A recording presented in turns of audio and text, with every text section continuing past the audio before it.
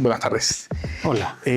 Muchas gracias por habernos brindado la oportunidad y el espacio para compartir contigo acá en una clínica que de antemano nuestros invitados van a ver después todo, pero es una clínica espectacular, muy hermosa y vuelvo a reiterar las felicitaciones por ella. Muchas gracias, de verdad. Muchas gracias, Rafael. Encantado de estar acá en tu programa. Siempre bienvenido, esta es tu casa. Muchas gracias. Así que muy contento de que hoy día podamos hablar de estos temas tan interesantes. Perfecto, muchas gracias, me alegra. Bueno, para los que nos están viendo en este momento, queríamos darle la bienvenida al doctor Armando Íñiguez, cirujano plástico y reconstructivo. Y una de las cosas que siempre le llama la atención y es lo que las personas siempre preguntan es ¿quién es? ¿Por qué está aquí? ¿De dónde viene? El doctor Armando Íñiguez, cirujano plástico, me gustaría que nos hagas un resumen a toda tu comodidad y nos cuentes quién eres y por qué hoy en día estás aquí. Bueno, Rafael, yo creo que si tuviera que volver a un punto donde yo pudiera decir que comencé, ¿no es cierto?, con este interés por la medicina, la cirugía, claro, tendría que volver a lo que es mi familia. Mi padre era médico, mi madre era matrona enfermera. Yo me crié viendo los libros de mi padre, sus láminas de anatomía, y aprendí también desde muy pequeño lo que era el cuidado, ¿no es cierto?, de las personas, sobre todo en los momentos como de mayor fragilidad. Posteriormente, yo te diría que también mi colegio fue fundamental, un colegio como una impronta humanista. Perfecto. Donde también aprendí, ¿no es cierto?, a integrar un poco todos los conocimientos, donde aprendí que no había por qué oponer la razón a la filosofía, oponer la ciencia a las cosas del espíritu humano. Y yo te diría que tampoco oponer lo que es el desarrollo personal individual a lo que es nuestra relación con lo comunitario y con el bien común. Esas cosas me marcaron y yo creo que fui como sintiendo un llamado a ser médico, ¿no es cierto?, a cuidar de otras personas también. Estudié en la Universidad Católica de Chile durante 7 años la carrera de Medicina General. Posteriormente 3 años más de Cirugía General. Durante esos 10 años en total aprendí a las buenas y a veces también a las malas, ¿ya? Sí. Lo que es la disciplina, el compromiso con los pacientes. Aprendí a aplicar los valores médicos. Aprendí que la medicina en parte tiene de ciencia y en parte también de arte. Por supuesto. Y que el desarrollo y el aprendizaje continuo son lo único que nos llevan a ofrecer siempre lo mejor a nuestros pacientes. Una vez que terminé esos 10 años de estudio y ya sabiendo que me gustaba la cirugía plástica, busqué el mejor maestro que pudiera conseguir y postulé a una beca en Brasil en busca de mi maestro, que fue el doctor Pitangui, que para mí fue la persona más marcante de toda mi carrera, no solo por lo que él era como médico, cirujano plástico, sino también por sus características personales. Por el ser humano que era. Por el ser humano, sí, una persona que a pesar de ser un grande siempre fue muy cercano a nosotros, a todos los que estudiábamos y aprendíamos de él. Era un hombre muy diverso, era un hombre que no solo inventó muchas de las técnicas en las cuales se basan las técnicas actuales, sino que también era tan diverso como que fue presidente del Museo de Arte Moderno en Río de Janeiro, era miembro de la Academia de Letras de Brasil, junto con los grandes nombres de la literatura brasilera. Y claro, muchos decían que el profesor era en cierto sentido un renacentista, ¿no es cierto? Yo a veces pensando y rebobinando lo que era el profesor, que uno con los años va entendiendo a sus maestros, yo te diría que casi era más que un renacentista, un barroco, ¿ya? Era un barroco en el sentido de que así como el arte barroco es esa máxima expresión a veces incluso exagerada, ¿no es cierto? Y que requiere para esa expresión un desarrollo técnico y científico llevado al límite, ¿no es cierto? Pero con un objetivo, ¿no es cierto? El barroco en su arte y en su arquitectura se plantea todo ese despliegue material para elevar el espíritu humano. Y profesor Pitangui siempre fue así. Es una persona que, claro, que inventó, por decirlo así, la cirugía plástica moderna. Y como él decía, el objetivo último de la cirugía plástica era poder armonizar el aspecto externo de las personas con sus aspectos internos y en armonía con su entorno. Claro, si tú piensas en eso, lo que quería decir el profesor es que uno logra una transformación que va más allá de lo físico que nosotros somos capaces de hacer con nuestra medicina y que nosotros no forzamos, sino que ocurre naturalmente, y es lo que yo puedo constatar en mi profesión, ocurre naturalmente porque es una tendencia del ser humano a armonizar lo externo con lo interno. Y eso es algo también bonito de nuestra profesión. Sí, básicamente es una idea también de buscar que una persona, este individuo, se vea externamente como internamente se quiere sentir. Exactamente, ¿no es cierto? Y ese cambio que se provoca, esa transformación, si uno lo quiere así, es algo que cuando se ve es muy gratificante. Una vez que terminé mis estudios en Brasil, me especialicé en microcirugía, ¿ya? La microcirugía son básicamente técnicas que trabajan con lo más pequeñito, bajo microscopio, muchas veces haciendo como estos autotrasplantes de partes del cuerpo a otras. Y en ese sentido, claro, estuve trabajando con los grandes nombres de la microcirugía, como el profesor Jaume Macià en Barcelona. Tuve la oportunidad de estar trabajando en los laboratorios de anatomía en la Universidad de París 5, en la calle de los Santos Padres, todavía me acuerdo. Y ¿Hace cuántos años ya? Eso fue hace por lo menos unos 13 años atrás, ¿ya?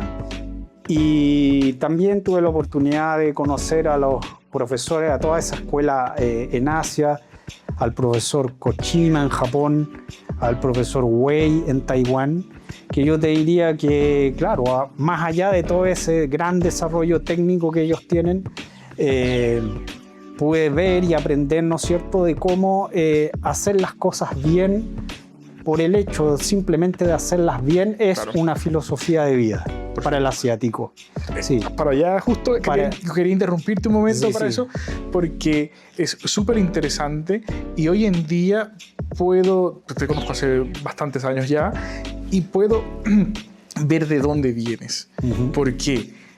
Porque vienes de una formación en un hogar donde ya tenías una base de tu papá médico, tu mamá, y entonces ya como que hay más reglas, somos más estrictos, hay más formación de disciplina en una cosa. Sí. Pero luego de eso, cuando tú terminas y te vas a estudiar y te vas a especializar con médicos que ya de por sí son disciplinados. Sí, por supuesto. Y entonces, como para no dejarla así, te vas a la escuela francesa también, donde también hay una disciplina muy interesante, y luego te vas hacia donde la disciplina es ley. Es ley. La disciplina es ley. Así es. Entonces ya puedo entender un poco más de ti. Así es, sí. Bueno, sí, yo soy una persona bastante ordenada, disciplinada, que me preocupo hasta de los últimos detalles, porque entiendo que es ahí donde muchas veces están las grandes diferencias, ¿no es cierto? Bueno, todo ese conocimiento que logré, ¿no es cierto?, condensar, ya trabajando acá en Chile, lo llevé al hospital público. Trabajé 15 años en el Hospital Sotero del Río, en un proyecto de reconstrucción de efectos complejos. Me tocó liderar, ser el jefe de ese grupo que era increíble. Fuimos pioneros en el desarrollo de muchas técnicas, en la cirugía del sistema linfático, de reconstrucción mamaria. Yo te diría que ahí fue donde me forjé un poco como cirujano plástico. Logré llevar toda esa teoría, ¿no es cierto?, a un medio que, claro, es difícil, es exigente, porque el sistema público requiere muchos sacrificios también, pero fue sobre todo muy gratificante, sobre todo saber que ayudé a muchas personas y que logré formar un equipo que hubo un momento en que tuvimos un gran nivel, tanto de todo el personal técnico, enfermeras, TENS, así como también de los médicos, y del cual yo me siento hasta el día de hoy muy orgulloso de haber formado, especialmente orgulloso cuando veo a algunos de mis alumnos o de algunos de los colegas que participaron en ese proyecto que se logran destacar. ¿Ya? Para mí, siento que todas aquellas personas que se destacan, para mí es como una consecuencia, una ramificación del trabajo que hice en ese hospital. Y es algo súper interesante, porque es fácil decir, bueno, estuve 13 años. 15 años en el Hospital Sotero del Río. O sea que durante 15 años estuviste... El Hospital Sotero del Río está acá en Santiago, pero de aquí al Hospital Sotero del Río, fácil 1 hora. Es otro mundo. Y es aquí mismo. Entonces, y es interesante la gestión y la labor que se hace en un hospital público tan distante, aún estando dentro de la misma ciudad, porque atiendes una emergencia y es 1 hora que te vas a demorar en llegar. Entonces, es como decir, ir a atender una emergencia 1 hora y puedes llegar y decir, no, sí, que lo operen los traumatólogos primero, porque después vemos los plásticos. Sí. Es interesante. Sí, no, claro, la distancia requiere por sí ya un sacrificio, pero es algo que uno logra superar con logística y con organización de los equipos, ¿ya? Sí, por supuesto. Bueno, yo cerré un poco mi etapa en el hospital. Hoy en día estoy más dedicado a trabajar en mi consultorio, a trabajar acá en mi clínica, en clínicas privadas, donde, si bien todavía hago algunas cirugías reconstructivas, estoy básicamente abocado, ¿no es cierto?, a hacer cirugía estética. Mis temas principalmente son la cirugía mamaria, algo de cirugía facial y la cirugía del contorno corporal. Esos son tus fuertes. Sí. Esto ha sido una evolución bastante interesante desde que saliste o que entraste a la Academia Compitangui hasta el día de hoy, que estamos, podemos decir, estamos aquí en la avenida Pedro de Valdivia, 810, Clínica Icónica. Y es una hazaña gigante cuando uno escucha cada una de las etapas y cómo fue llegando y cómo fue evolucionando. Si habláramos hoy en día de cada una de estas etapas, de los procedimientos que haces, ¿verdad?, ha llegado a un punto que en esa distancia con los años hay cosas que probablemente sigues haciendo desde que inició tu carrera profesional, otras que ya no haces, ¿verdad? Entonces quisiéramos escuchar un poco de qué haces hoy, por qué lo haces, qué ya no haces hoy, por qué ya no lo haces, ¿verdad? Así que me gustaría escucharte un poco sobre eso. Mira, yo creo que una de las cosas más fascinantes de esta profesión es que es una evolución que es cíclica y que no tiene fin. Nunca. No tiene fin. No para, y es una evolución constante. Exacto. Si yo tuviera que decir qué cosas ya no hago, veo que esas cosas que ya no hago son etapas iniciales de lo que voy haciendo hoy día, y que cada vez que voy cumpliendo un ciclo voy agregando más técnicas, tecnologías, y voy tratando de ir acercándome cada vez más a un resultado que sea mejor para los pacientes. Yo te diría que la gran evolución en esto, obviamente aparte de las técnicas, son las tecnologías. Y ahí es fundamental lo que es la tecnología Renuvion. Yo, ¿qué ya no hago más? Ya no hago más, por ejemplo, lipoaspiración sin tecnologías, ¿ya? Porque sé que el resultado que gana el paciente es abismal. Claro, la lipoaspiración hace 20 años, Rafael, era uno aspiraba un rollito, pero tenía grandes limitaciones. Las grandes limitaciones eran que uno podía aspirar volúmenes muy restringidos de adiposidad, ¿no es cierto? Sí. Otra de las dificultades es que, claro, a veces la flacidez que quedaba de la piel era a veces excesiva y hacía no tener resultados que uno considerara tan exitosos, ¿ya? eran más traumáticas, más dolorosas. Yo te diría Los pacientes que sangraban mucho más. los pacientes tenían más pérdidas, ¿no es cierto? Hoy en día, yo te diría que la lipoaspiración, lo que más ha evolucionado es el concepto de lipoaspiración anatómica, que en el fondo ya no es solo aspirar un gordito, No. sino que es tener un entendimiento muy acabado de lo que es la anatomía muscular y tratar de que esa anatomía aparezca naturalmente, sin marcaciones excesivas, para no producir resultados que sean artificiales. Que se vea natural, básicamente. Que sea natural, con la misma anatomía del paciente y ya con el uso de estas tecnologías, donde destacan principalmente el Vaser, que lo que nos permite es, por decirlo así, deshacer esta grasita antes de aspirarla, que nos permite sacar más cantidad, con menos pérdidas de sangre, con un mejor resultado estético, ¿no es cierto? Menos dolor, mejor recuperación. Menos traumatismo. Una vez que uno ya hace esta lipoaspiración, el uso de la tecnología Renuvion, yo te diría que es uno de los pasos más grandes que ha tenido la lipoaspiración. Es una tecnología que yo te diría que es la mejor tecnología para provocar esa retracción de la piel que uno hace durante el procedimiento de lipoaspiración, donde logra una retracción que antes era imposible de pensar. Obviamente nunca es una retracción tan completa, a veces hay casos que sorprenden, sí, ¿no es cierto? Sí, hemos visto muchos casos que sorprenden. A veces hay casos que sorprenden, por lo tanto te diría que ese es uno de los pasos más gigantes que ha tenido en los últimos años También tiene resultados que te duran en el tiempo.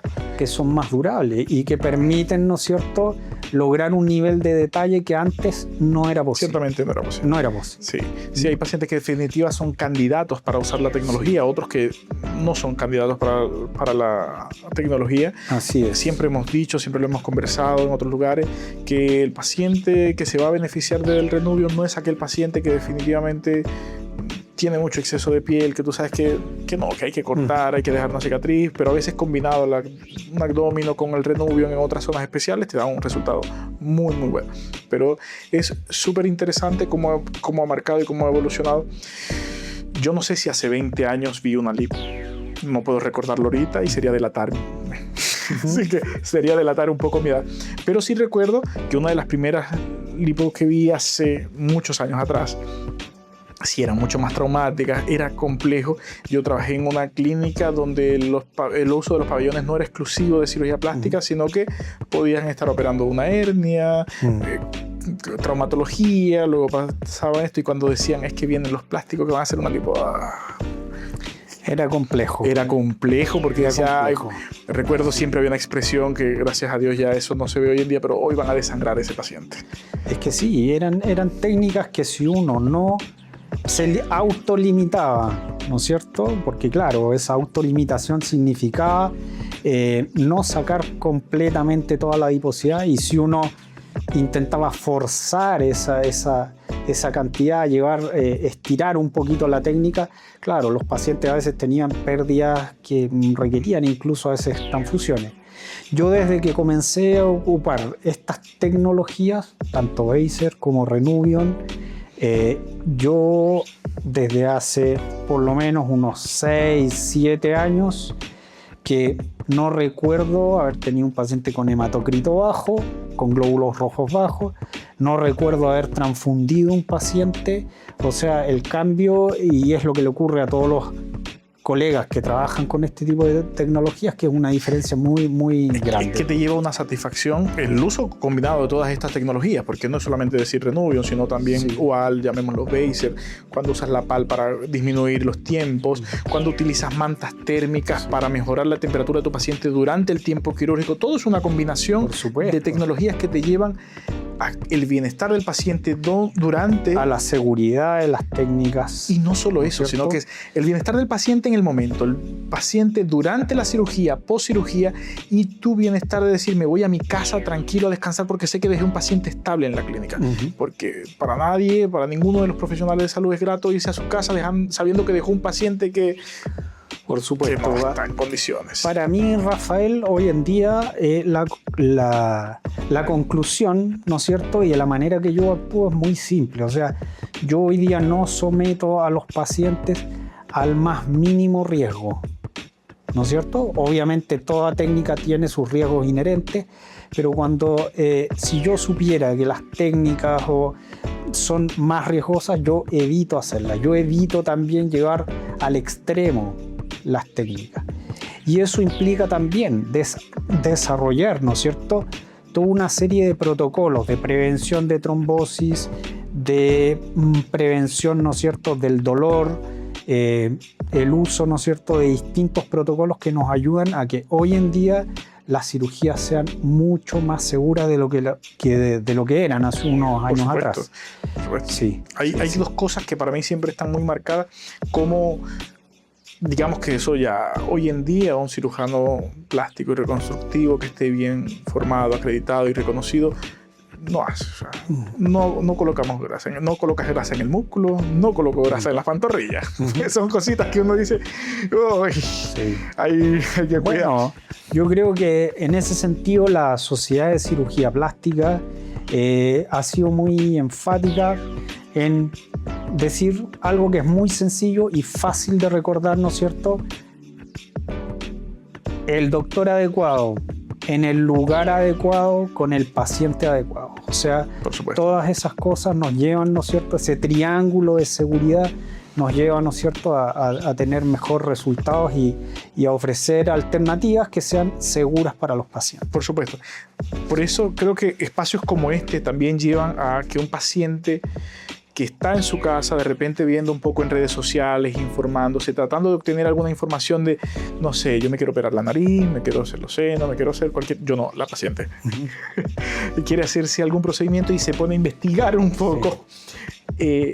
Obtenga la información. Es súper importante que un paciente llegue desde la primera consulta informándose. Un paciente informado se alivia muchos problemas. Sí, yo creo, Rafael, que hoy en día también es una tarea de los pacientes, y aprovechando todas las tecnologías, la información que existe, de que los pacientes tienen que informarse lo mejor posible. Sí. Claro, eso a veces es difícil, porque también las redes sociales a veces se prestan, ¿no es cierto?, para mostrar cosas que a veces son o resultados irreales o en condiciones, ¿no es cierto?, o imágenes editadas. Exactamente. En estos días conversaba con alguien y me dijo, no puedo creer que vi unas imágenes de unos resultados y me puse a detallarlo y yo decía, pero esa foto es de uno de mis pacientes.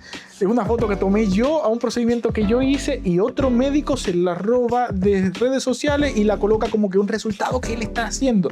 Entonces fantasean mucho con estas imágenes. Y hay algo que es importante. ¿Qué opinas tú de esta expresión de una lipo poco invasiva? Yo voy a dar mi opinión, ¿verdad? Y me gustaría que des tu opinión, porque yo parto desde el concepto desde que si tienes una cánula que mide cerca de 30 centímetros o más, créeme que eso está invadiendo al paciente. Pero ¿cuál es tu opinión de eso que se escucha mucho en redes sociales? De como, no, esto es una lipo medianamente invasiva, es poco invasiva, es un procedimiento que es ambulatorio, que te lo puedo hacer en la consulta, el procedimiento, tal. Hay que diferenciar muy bien cuáles son estos procedimientos que se pueden hacer en la consulta y cuáles no. O sea, yo creo, Rafael, que claro, en general todo nuestro sistema es bastante claro, digamos así, lo que es una lipoaspiración, no por el hecho de realizarse por pequeñas incisiones, es una cirugía que vaya a ser banal, ¿no es cierto?, o mínima, ¿ya? A veces una lipoaspiración, lo importante es que a veces abarca un área muy grande del cuerpo, claro, ¿ya? Por lo tanto, todos los fenómenos que se producen desde el punto de vista médico a veces son bastante notorios y ponen al paciente, ¿no es cierto?, en riesgo cuando ese tipo de procedimientos se realizan en lugares que no son los adecuados. Y es lo que uno logra ver, ¿no es cierto?, en esas noticias donde hay pacientes que lamentablemente terminan hospitalizados de gravedad o a veces falleciendo. Que es lamentable que un paciente tiene que llegar a eso. Por supuesto. Cuando se pueden cuidar muchas condiciones para que eso no ocurra. Exacto, y eso ocurre porque no hay un control, ¿no es cierto? No hay una información adecuada de cuáles son los lugares, los médicos adecuados. Entonces es importante que todos los pacientes entiendan que deben investigar muy bien a sus tratantes. La cirugía plástica requiere, ¿no es cierto?, la mayor de las confianzas. Por lo tanto, también si un paciente siente que algo no está bien, que no siente la confianza, ya sea del lugar, es muy importante que los pacientes desistan de hacer los procedimientos que pueden ser riesgosos. Y que investiguen un poco dónde te vas a operar, dónde me voy a operar, porque yo a veces no entiendo, uno viendo en redes sociales, en páginas, en chat, en grupos, hay noticias que son reiterativas, son seguidas. Tú ves que pasó hoy un incidente en una clínica fulana de tal clínica, para no nombrar ninguna, y en una semana, 15 días, vuelves a ver otra noticia en el mismo lugar, y en 6 meses otra vez otra noticia en el mismo lugar, y tú dices... ¿Cómo un paciente ve que algo está pasando allí y dice, veo en foros y en chat, ay, yo me opero mañana y o sea, no, yo me iba a operar mañana, sino yo me opero mañana y tal, o sea, no, si algo está pasando, si hay una irregularidad, desiste de tu procedimiento, investiga bien, dale un corte. Bueno, hoy en día, Rafael, claro, el marketing tiene esas cosas, ¿no es cierto? Que a veces presenta realidades, ¿no es cierto? O resultados que son irreales o muestra al paciente como que son cosas de poco riesgo, cuando toda cirugía que requiere una anestesia es una cirugía que tiene cierto riesgo y hay que tener respeto por lo mismo. Claro, es importante que los pacientes se informen. Yo creo que es un problema que, claro, uno podría pensar es que ¿por qué no existen leyes que, o por qué no existe una normativa que, o una fiscalización que? Yo tiendo a pensar que las personas en general son inteligentes y las personas saben. Por supuesto. Lo que pasa es que a veces o no quieren escuchar, prefieren ignorar. Entonces, claro, siempre es bueno que el paciente, sobre todo, investigue, vea quién es el profesional que los opera, cómo es el lugar, porque son cosas que son importantes. Y a veces los pacientes son muy inteligentes, eso es indiscutible. Los pacientes son indiscutiblemente inteligentes, pero a veces hay cosas que nos hacen dudar de su inteligencia. Por ejemplo, ¿cierto? Cuando por ejemplo, chicas, vi que tal doctor está operando cirugía de mamas en tal lugar por 2,5 millones de pesos. Sí. Si uno saca sus cuentas mentales, una cirugía de mamas, de un aumento mamario, hablámoslo así, por 2,5 millones de pesos chilenos, a mí particularmente, que soy una persona comercial que se dedica a la venta de productos, de insumos, no me dan los números, porque digo, un implante de buena marca, buena reputación, que tenga sus aprobaciones, que sea buena calidad, no está bajando de casi 1 millón de pesos. Bueno, una clínica, los gastos de una clínica, los gastos de un anestesista, los gastos de arsenalero. Entonces, cuando yo digo, ¿cómo un cirujano que pasó 18 años estudiando para formarse como cirujano plástico sale a hacer un procedimiento quirúrgico por unos honorarios tan bajos? En algo estoy ahorrando. Entonces, ¿estoy ahorrando en la calidad del implante o en la calidad de la clínica? ¿En qué parte, en qué punto estoy haciendo? A ver, lo que yo creo, Rafael, es que, claro, si bien las personas son inteligentes, claro, no es lo mismo a saber, ¿ya? ¿No es cierto? No es lo mismo a conocer. Y por eso es importante elegir un médico que sea el adecuado. Yo te diría que, claro, como tú presentas el problema, es evidente que, y lamentablemente, que la cirugía plástica tiene costos. Sí, ¿ya? Por supuesto. Y obviamente que tiene costos porque este tipo de cirugías, al ser realizadas como fuera de la cobertura de las ISAPRES y todo, y teniendo por obligación de tener un pabellón bien constituido, con profesionales idóneos, no hay modo de que estas cirugías, claro, tengan costos bajos. No, ¿ya? es imposible. Entonces, claro, es una guía, ¿no es cierto? Claro, el entender que cuando hay un ofertón, algo raro hay en eso. Y en algo estoy abaratando el costo. Y es una de las alarmas que hay que transmitirles a la gente, a los pacientes, que pongan mucha atención cuando ocurre eso, porque probablemente lo que se está proponiendo ahí no es finalmente ni en resultados ni en seguridad lo que se ofrece. Y en calidad de productos también. Recuerdo, no hablemos del mercado local, el mercado chileno, pero recuerdo que en otros países hubo una alerta también de que el cirujano ofrecía un costo accesible para un procedimiento, llamémoslo redundantemente una cirugía de mama, y te ofrecía esta implante de mama que estaba posicionado en el mercado muy bueno, pero terminaba colocándote dentro de la cirugía X implante que no tenía nada que ver con el que te ofrecí. Nada que ver, y un costo que no se aproxima. Mañana pasado el implante se rompe por un accidente, por un golpe, o tengo que cambiarlo porque sabes que decidí que quiero algo más grande, y cuando te sacan el implante nada que ver con la marca que tú supone que tienes hasta un cartón que dice eso, no, tengo cualquier otra cosa. Entonces esas situaciones ocurren hoy en día todavía, y eso es cosas que los pacientes deben estar informados, cerciorarme de que estén usando en mí lo que me están ofreciendo. Y si me ofrecen algo, no creo que sea un costo tan económico. Un producto de calidad hoy en día no es accesible, así que ese tipo de cosas son bastante interesantes. Hablando de la revolución de cirugía plástica, pudiéramos pasar aquí horas, días, y no interrumpirnos, y pudiéramos invitar a 2, 3 personas más y haríamos una conferencia aquí gigante. Hoy en día, ¿en qué es lo que podemos decir que te gusta hacer más? Unas técnicas nuevas que están hablando, yo no quiero nombrarlas, por eso te las pido a ti que las nombres, para que nos dejes conocer un poco más de esos procedimientos muy interesantes y que podríamos llamarlos que están a la vanguardia y son procedimientos seguros, que es importante. Bueno, yo te diría que en lo que estoy trabajando en este momento, si vamos a hablar como de desarrollo de técnicas, de innovaciones, actualmente lo que yo estoy trabajando en contorno corporal es la cirugía que se ha llamado Mila, ¿ya? Esta es una cirugía, ¿no es cierto?, que permite tener las ventajas de la abdominoplastía, pero sin la incisión de la abdominoplastía. Por eso algunos la han llamado como la abdominoplastía sin incisión. Ya. Suena interesante, ¿ya? La manera en que se lleva a cabo es un desafío técnico en el cual se resuelven los problemas de la adiposidad, de la flacidez de piel y también muchas veces de la diástasis o pequeñas hernias que pueden existir y que usualmente son reparadas en la abdominoplastia. Claro.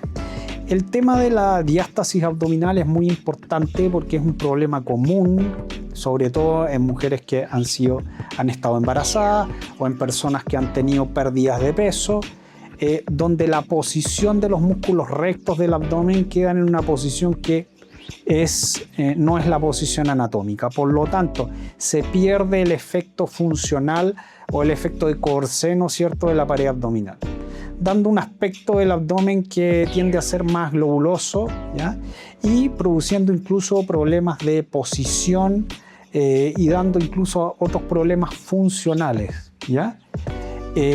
Lo que hace esta técnica Mila es que a través de una liposucción, donde se trata la adiposidad, donde con las tecnologías logramos retraer la flacidez de piel y por la cual a través de las pequeñas incisiones de donde se realiza la aspiración, nosotros con algunos instrumentos de laparoscopía logramos reparar esa diástasis volviendo los músculos a su posición.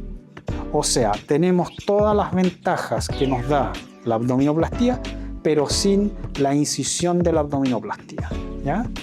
Esta es una técnica relativamente nueva, se está realizando en Estados Unidos, yo fui a aprenderla allá. También en algunos países como en Brasil se está realizando, en Argentina también hay médicos que están llevando a cabo este tipo de técnicas con excelentes resultados. Obviamente no es un procedimiento que sea para todos los pacientes. Justo se iba a preguntar. No es para todos. Requiere que, claro, que la flacidez no sea tan excesiva, ¿ya? Y, porque busca corregir otras cosas más que una flacidez muy grande. Perfecto, claro, porque tú esa flacidez la podrías corregir con una aspiración con las tecnologías de retracción de piel. Pero lo que estamos agregando es la corrección de la pared abdominal, ¿ya? Eso básicamente en ese tema. Súper interesante. Y hablando del mercado facial, cara, cuello, ¿qué otras cosas tenemos presentes hoy en día? Bueno, es muy interesante también constatar que hoy en día personas cada vez más jóvenes, ¿ya?, buscan una mejoría o el tratamiento de aquellos rasgos que hacen ver el rostro como más envejecido. Antiguamente, claro, uno operaba pacientes ya mayores, ¿no es cierto? Hoy en día cada vez pacientes más jóvenes buscan, ya que las personas llegan a una actividad a edades posteriores. O sea, hoy en día las personas trabajan hasta más edad y por lo tanto para ellos es importante verse de una manera más juvenil, por decirlo así. Es como decir, ¿sí?, el de 60 se quiere ver como el de 50, pero el de 50 dice, yo me quiero ver entonces como el de 40, y así vamos armando una cadena que es bastante interesante. Exactamente. Y ahí, Rafael, el otro tema importante es que, claro, si bien las técnicas tradicionales de lifting, por ejemplo, cervicofacial, son muy efectivas y logran resultados que son muy positivos, claro, son más traumáticas, requieren más tiempo de recuperación, a veces dejan grandes incisiones y eso es algo que también las personas hoy en día tratan de evitar. En ese sentido, en lo que yo estoy trabajando es en procedimientos que sean menos agresivos. Yo lo he llamado como la definición facial y cervical usando la tecnología Renuvion, en la cual por pequeñas incisiones, ¿no es cierto?, de 3 milímetros, 4 milímetros, somos capaces de tratar la papada, la flacidez de la piel, la flacidez, ¿no es cierto?, y la falta de definición de la mandíbula, dejando ángulos mejor marcados. Era tu consulta. Dejar, ¿no es cierto?, tratar esa papada, como te digo, de una manera menos invasiva. Yo tengo pacientes con resultados muy positivos, que a veces están trabajando a los 3-4 días, ¿ya? Por lo tanto también con periodos de recuperación más cortos. Si los pacientes presentan algunos grados de flacidez mayor, se puede agregar un mini lifting, pero que de todos modos sigue siendo una incisión mucho menor que la del lifting facial. Por supuesto, estamos súper conscientes de eso. Así es. Hemos visto y hemos podido conversar un poco sobre toda tu evolución profesional, las cosas que haces, lo que ya no haces, las cosas que actualmente están en el mercado. Ahora, todo eso, ¿en qué lugares los haces? ¿A qué me refiero con qué lugares? Estamos, por ejemplo, hoy acá en tu consulta privada, Clínica Icónica, que está en Avenida Pedro de Valdivia 810. Pero tus procedimientos quirúrgicos, ¿dónde los haces? Claro, los procedimientos quirúrgicos, trabajando de un modo serio, digamos, uno tiene que hacerlo en lugares que estén debidamente acreditados. Acá en la clínica tenemos un pequeño pabellón que nos permite hacer cosas más pequeñas, con a veces anestesia local, ¿no es cierto? Pero si uno quiere realizar ya cirugías de mayor envergadura, ¿no es cierto?, tiene que realizarlas en clínicas de mayor complejidad. Y en ese sentido, claro, yo trabajo en Clínica Santa María y en otras clínicas que también me permiten poder llevar a los pacientes con toda la acreditación que es necesaria para... Y la seguridad que un paciente necesita y merece. Y que merece. Porque sobre todo, no solo la necesita, sino la merece. Cuando un paciente llega hasta acá en tu consulta, se está poniendo en tus manos, entonces merece de ti lo mejor. Y como él merece lo mejor, hay que llevarlo y hacer un procedimiento con él en un lugar que cumpla con todo lo que ese paciente merece, porque se está poniendo en tus manos y es una vida. No es como para un mecánico, sin hablar mal de ello, el motor no me quedó bien, vamos a desarmarlo, volvamos a armarlo. Pero un paciente no, está poniendo su vida en tus manos, su cuerpo en sus manos, su apariencia física en tus manos. Entonces es importante darle la seguridad y darle lo que merece y por lo que está viniendo. A veces hay que bajarle mucho las expectativas. Hay pacientes que llegan, por supuesto, y dicen, es que quiero verme así, como esta foto que te traje, y uno ve así como, casi uno quiere hacerle como, sí. No, tú no puedes, pero podemos llevarte a esto. Hay que bajar a veces la realidad de los pacientes. De verdad que estoy muy, muy feliz de que nos hayas abierto las puertas de esta, tu casa, tu hogar, tu clínica, pero es muy importante que las personas que nos vean nos digan dónde puede ubicarte. Ya dimos la dirección de la clínica, cuáles son tus redes sociales, tus páginas, con quién deben hablar para poder despedirnos y dejar toda tu información. Perfecto. Bueno, primero que nada, invitarlos a todos, ¿no es cierto?, que visiten nuestras redes sociales. Nosotros también a través de ese medio mostramos algunos resultados. Siempre son resultados en los cuales los pacientes están de acuerdo y así me lo manifiestan, de que nosotros podamos compartir sus resultados. Yo nunca comparto un resultado que un paciente no me ha autorizado.